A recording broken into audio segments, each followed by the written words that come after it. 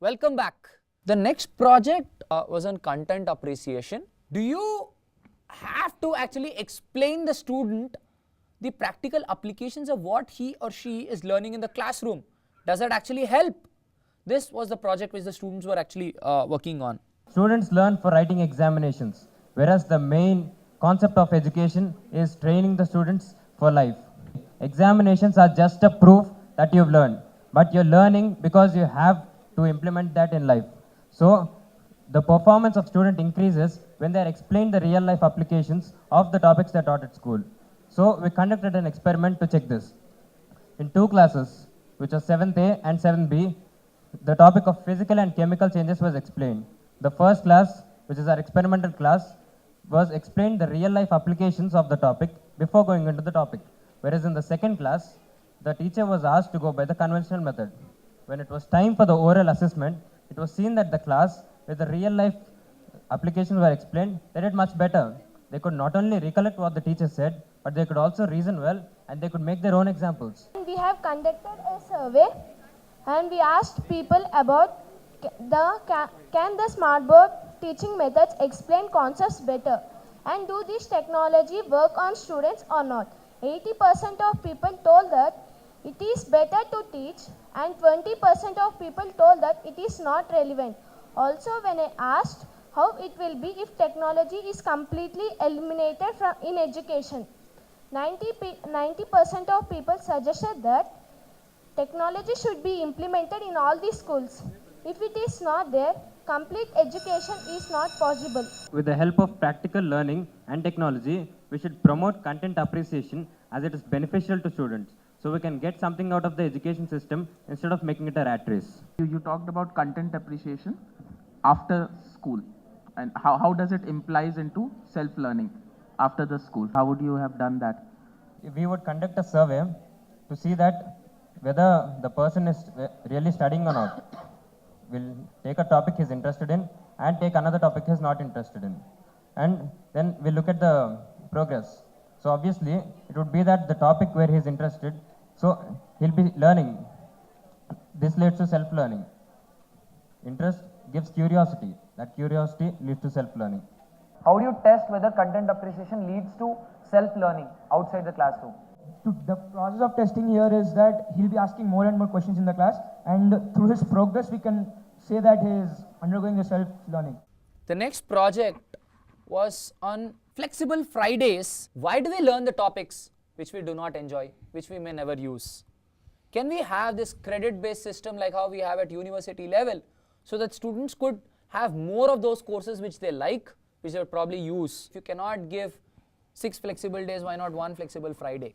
If we see, these three are the main problems which are filtered to our main cause: conventional streams, parental experience, ancestral problems which lead to a lack of awareness. We have conducted an experiment choosing 20 students of 9th.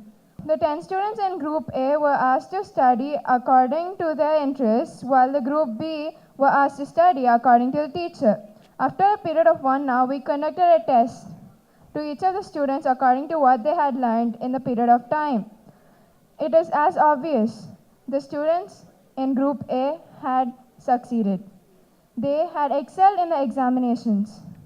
This is because their focus is into the interests, and this says that we should value their interests. What would you be doing on Flexible Friday?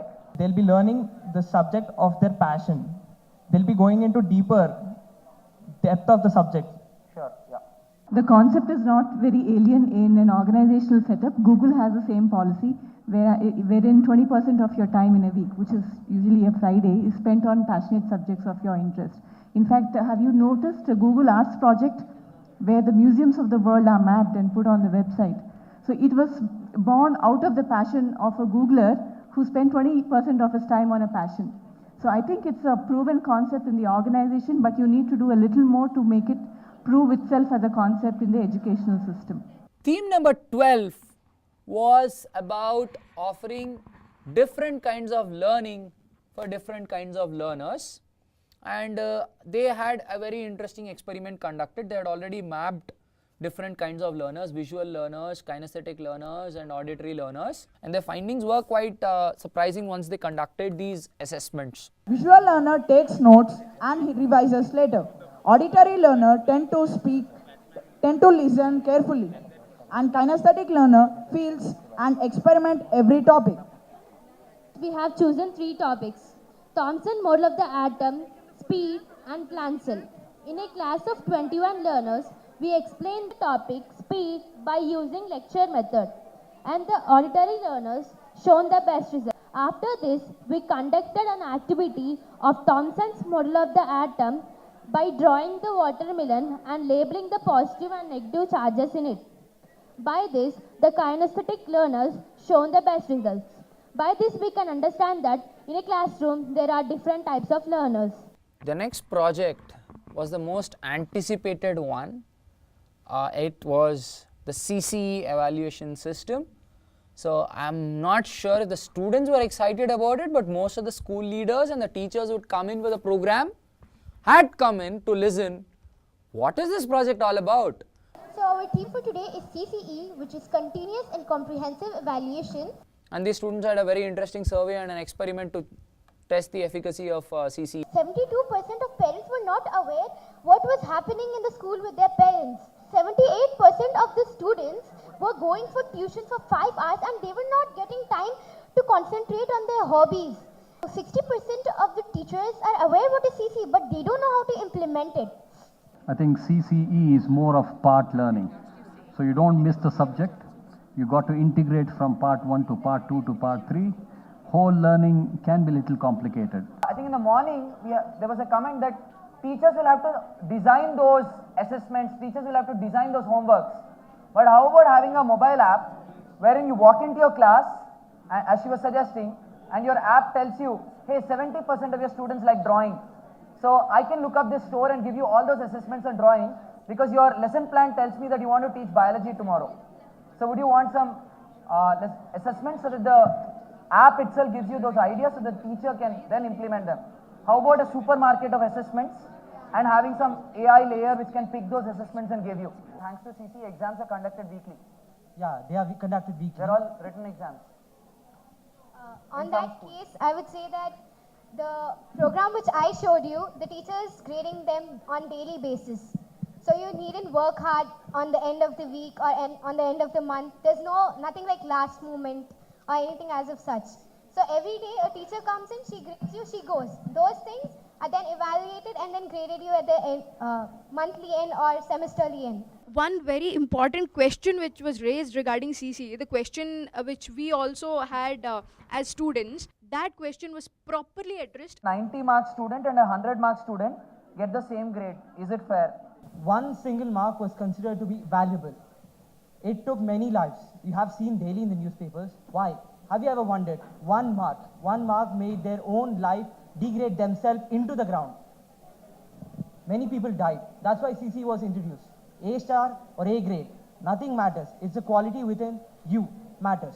All the issues that have been raised by each group, in some way or other, CC caters to all. Personalized learning, self-designed learning, self-paced learning, kinesthetic learning, everything, it caters to all. I think these students had some initial teething problems while they were presenting, but on the go, they were very effective. The next project, they were actually roasting us, trying to talk of the negatives of Extrapolate. How effective was Extrapolate? They were carrying out an assessment on our program. They actually survey all the students and try to understand what were the negatives which we can work on next year. The first question we asked them were whether they were well informed about the objective of this Extrapolate workshop. The results were negative, where 55%. Okay, so what's your suggestion? We suggest that when they're looking forward to it, when they're doing research on a particular topic, they understand what they're trying to achieve at the end of the day before they start researching. So see, that was mentioned in the literature. I'm not sure if you read the literature which was sent to the school. There was a It letter. was informed. It was informed. We're saying the students couldn't comprehend what they had to do. I'm sure every single person sitting there has been influenced and impacted in a great way.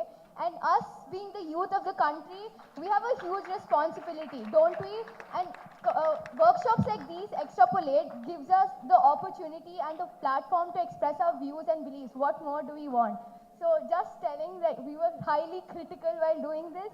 Theme number 15. These students, unfortunately, due to busy exam schedules, were not able to conduct their experiments. Despite this busy exam schedule, a few schools had given special permission for the students by conducting the exams for them later on. We as students pile up work because of stress due to hectic schedule in school and exams. Here is the result of a survey where 13 members out of 25 members says yes and 12 members out of 25 members says no.